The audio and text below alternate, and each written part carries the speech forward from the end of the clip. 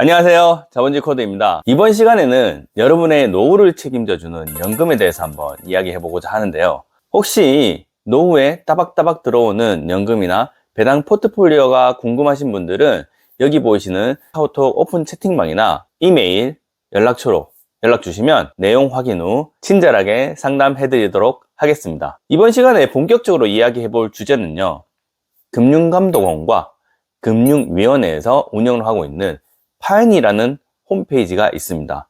거기에서 금융 꿀팁, 퇴직연금과 연금저축, 개인형 IRP, 우리가 꽤 세액공제를 위해서 가입을 하는 연금에 대해서 어떻게 수령을 해야지만 정말 잘 수령을 할 수 있는지 거기에 대한 꿀팁이 나와 있어서 그 내용과 제 의견을 한번 말씀을 드리려고 합니다. 끝까지 시청해 주시고 도움이 되셨다면 좋아요 한번 부탁드리도록 하겠습니다.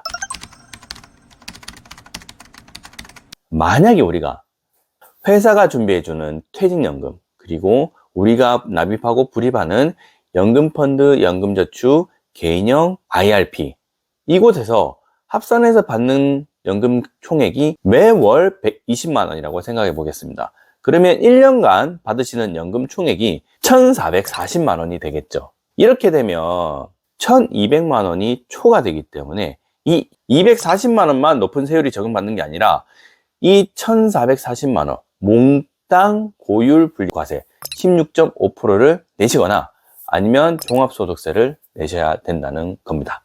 만약에 연간 1,200만 원 밑으로 연금 수령액을 유지를 하게 된다면, 그러니까 매월 100만 원 미만이겠죠. 100만 원 미만으로 연금 수령액을 조절하게 된다면 저율로 분리과세를 받을 수가 있습니다.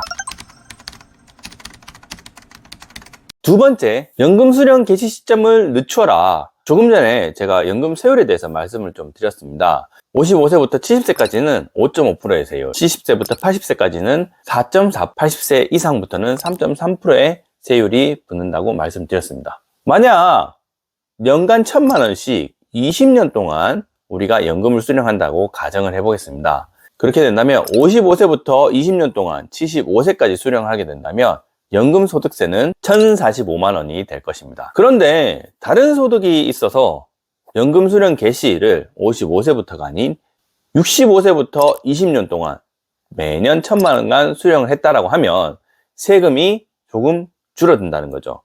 이렇게 된다면 20년 동안 내야 될 세금은 880만 원. 55세부터 개시를 하는 것과 65세부터 개시를 하는 것을 비교를 했을 때 총 세금이 165만 원이 절감이 된다라는 겁니다. 하지만 이렇게 금융감독원에서 꿀팁으로 효과적인 절세 방법을 소개를 시켜드렸는데, 저는 이 의견에 조금 반대되는 의견을 좀 가지고 있습니다. 우리가 조금은 생각을 해봐야 될 게, 165만 원을 절세를 하자고 연금 수령 기준을 10년 뒤로 미룬다. 그럼 10년 동안 물가 상승률을 따져봤을 때 165만 원보다 훨씬 손해를 볼 수가 있다는 겁니다.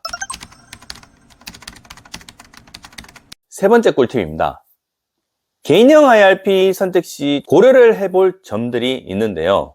어떤 점이냐? 이 가입하는 금융기관의 주체에 따라서 연금을 지급하는 방식이 다릅니다. 만약에 종식연금이나 상속연금을 수령하고 싶으시다. 그러면 보험회사를 통해서 보험계약을 하는 것이 유리하십니다. 그리고 정기연금이나 비정기연금으로 가입을 하실 분, 은행, 증권사, 일부 이 연금을 지급을 할 수 있는 보험회사로 가입을 하시는 게 유리하십니다. 여기서 정기연금이란 기간을 정해놓고 연금을 지급하는 겁니다. 예를 들어서 10년, 20년, 30년 이렇게 기간을 정해놓고 내가 낸 불입금에 나누어서 매년 연금을 지급받거나, 매년 원하는 금액을 지급을 받으면서 그 금액이 끝나는 기간까지 수령을 하는 것입니다. 이렇게 지급받으시는 연금의 형태에 따라서 내가 선택을 해야 되는 금융기관이 다르니까 잘 따져보시고 가입을 하시는 게 좋을 것 같습니다.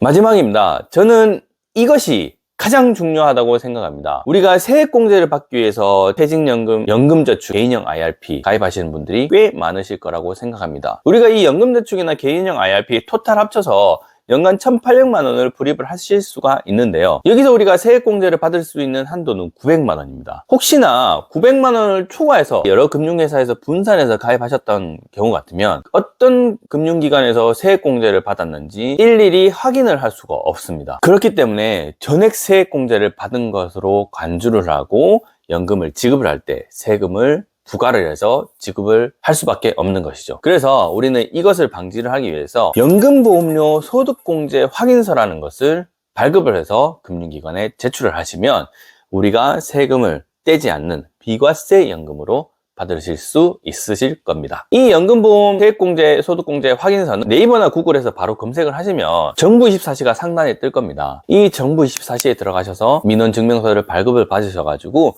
관련 금융기관에 제출을 하시면 세금을 떼기 전 비과세 연금을 수령하실 수 있으실 겁니다. 오늘 영상은 제가 금융감독원에서 운영하는 파이니라는 홈페이지에 들어가가지고 연금 수령 꿀팁에 대해서 조사를 해서 말씀을 드렸는데요.